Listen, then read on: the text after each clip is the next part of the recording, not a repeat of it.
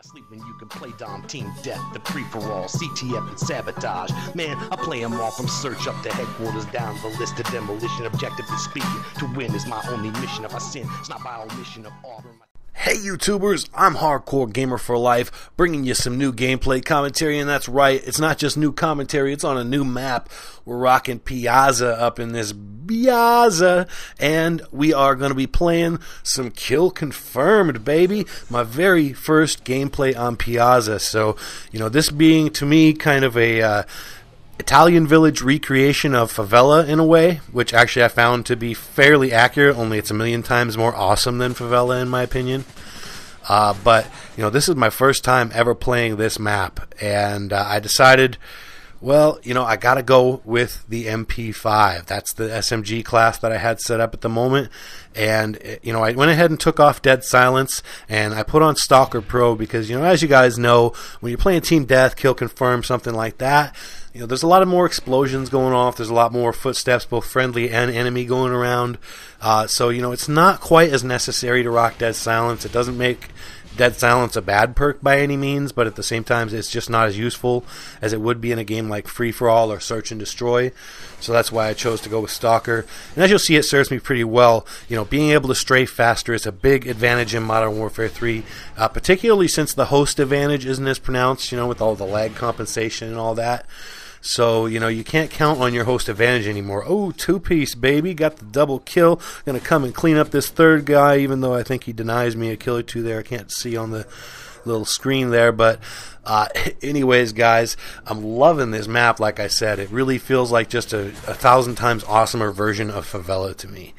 Obviously this is in Italy, whereas Favela was in South America, but, I think you guys kind of see the similarities in layout. It's very well set up for in-close combat. There's very few long sight lines anywhere on this map.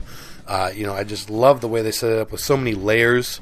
This thing has more layers than a wedding cake, an onion, a supersized jawbreaker all rolled into one, guys. This thing has got all kinds of stairs, alternate paths. As a matter of fact, this thing's going to be excellent for S&D, which S&D for Dummies in his latest video has already said as much. And for those of you who actually play any S&D at all, and you don't subscribe to S&D for Dummies, I highly recommend it. I'm going to go ahead and link him in the description, because he is honestly...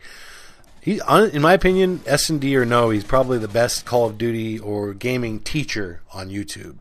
So, big shout out to S&D for Dummies, otherwise known as Fluxus.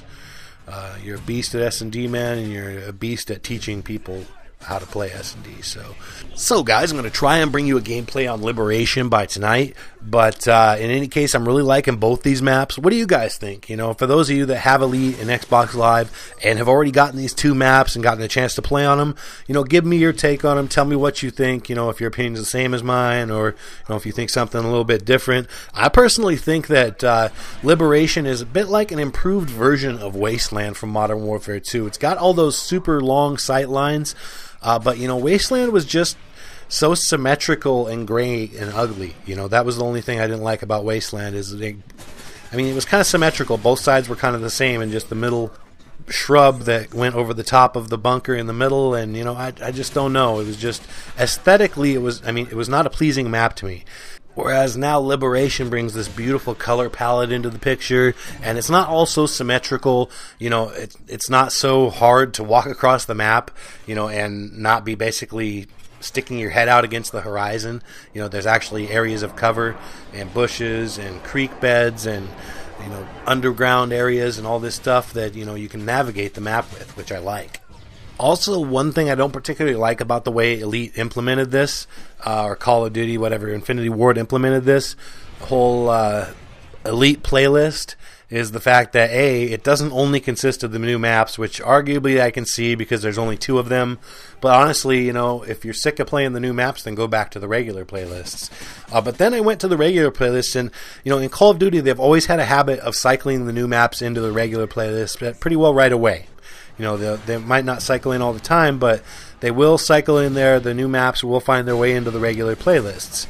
And, I didn't actually go into the playlist and, join session and do that, but, I selected my, free-for-all playlist, which is what I really wanted to play these new maps on.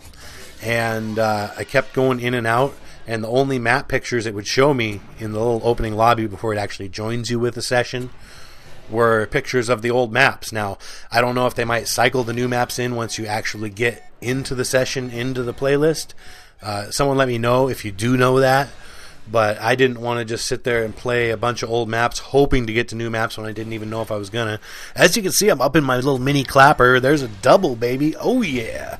And as you can also see, looking down on this map from above, it is tiny. I mean, you know, it seems kind of bigger than it is in a way because of the fact that, you know, you got all these different pathways, all these different levels, you know, all these different layers to it.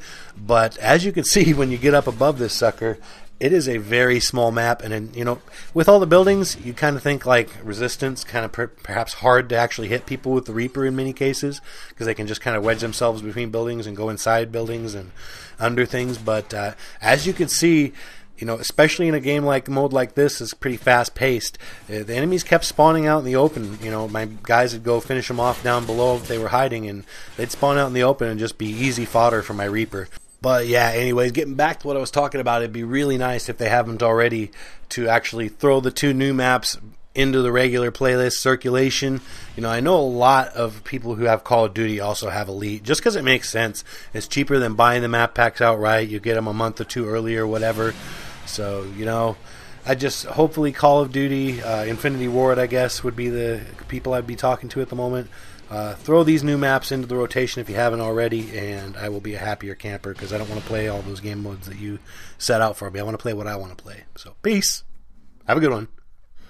Keep it on the dial where you know that it's hot, cause you know that on my channel I upload a lot of videos of all different types of varieties, gameplays, mini tashes, live comms, even some comedy bits. Ain't no playlist titled greatest hits, not yet, but you can bet.